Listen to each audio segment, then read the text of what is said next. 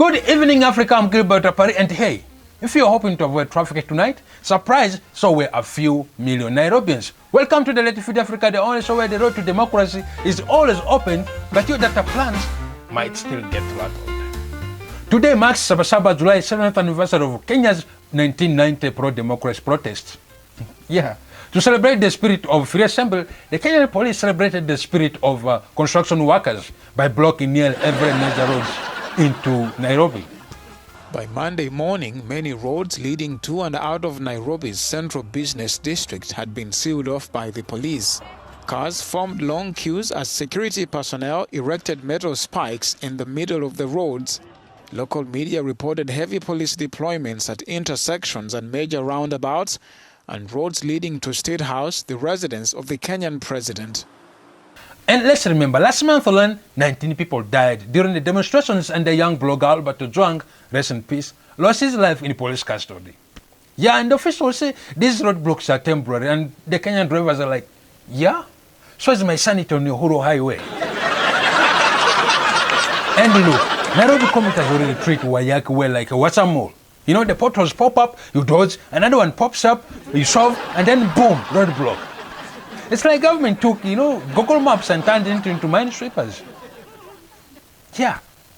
And the police only let government vehicles through, which explains why half of the city suddenly became assistant deputy cabinet something. And the guy selling boiled meals had the blue light on his mkokoteni yelling, "Official con business, official con business, official con business."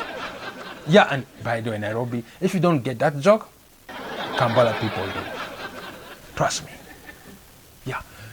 Mutano tano wana kumutoka, tano tano wana kumutoka.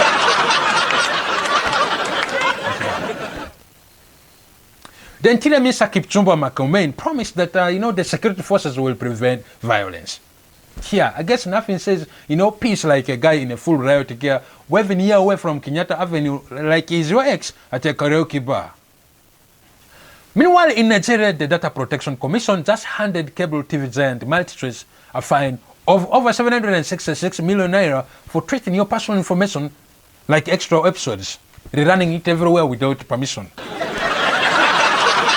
They found unauthorized processing, cross-border transfers, and the data so intrusive even your mother was like, Haba, you asking me how many times I streamed the Big Brother Niger?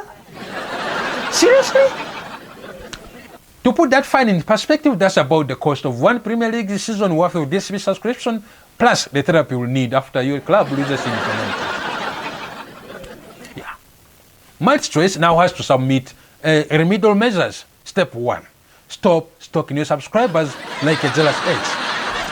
And step 2, remember, no one needs 4 follow-up emails asking if we enjoyed the movie.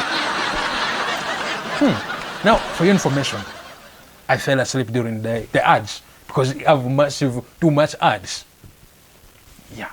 And if you thought your smart TV was listening, relax. Apparently, Multichoice is the one forwarding the voice notes.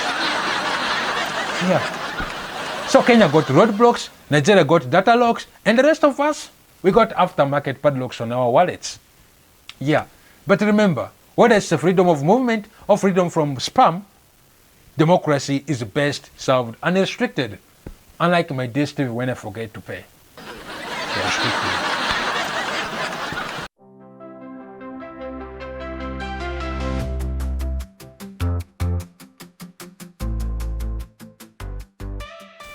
Ladies and gentlemen, we start tonight with Kenya, where things are so intense, even your iPhone is seriously too scared to say, good morning. At least 10 people died and dozens more have been injured after anti-government protests turned deadly. And how did the police respond? With more tear gas, more live bullets, and a classic line. We were trying to keep the peace by ending it permanently. Tension gripped Kenya's capital, Nairobi, on Monday as police fired tear gas and water cannon to disperse hundreds of protesters. A Reuters reporter witnessed police open fire on a crowd of advancing protesters. One man was subsequently seen lying motionless on the road with a bloody wound. A police spokesperson did not immediately respond to a request for comment. Protesters were rallying against the new financial bill. Apparently the government thought the people said, taxes until we faint. No, they said fix the economy, not finish us completely. Come on. The youths are furious, and rightful so, because it's one thing to be jobless and broke, but now you have to pay more for being broke. Yeah, it's like getting charged a cover fee to end your own depression. Yeah. And what did the police do when people protested? Fatma Luyundi, one of the demonstrators, says many... They opened fire, real bullets, not rubber, not a warning, straight out of a horror film called The Purge, Nairobi edition. And now, let's pause here. This is tragic.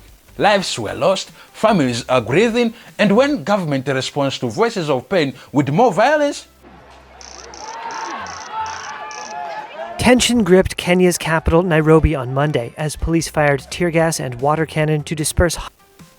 This is no longer leadership. This is hostage situation. You know, Kenya's constitution promises, right to protest. But apparently the police read a different version. Yeah, probably a Netflix summary.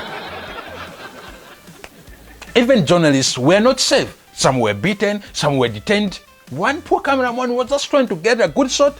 He got shot at.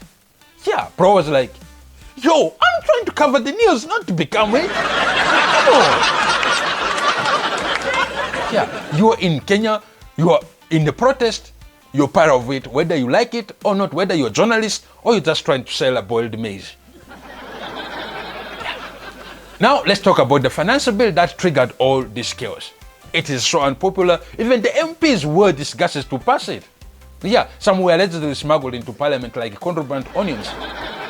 Yeah, at this point, you may think, Kenya's politics is run by cartels or prank YouTubers. Yeah, and listen, when citizens storm the parliament and start looking like January 6th, but with more swag and better dancing, you don't need more bullets. You need more listening. Yeah. But let's be real. African youth are tired. They're not just tweeting anymore. They are marching, they're organizing, and unfortunately they're dying for being heard. We are peaceful! We are peaceful!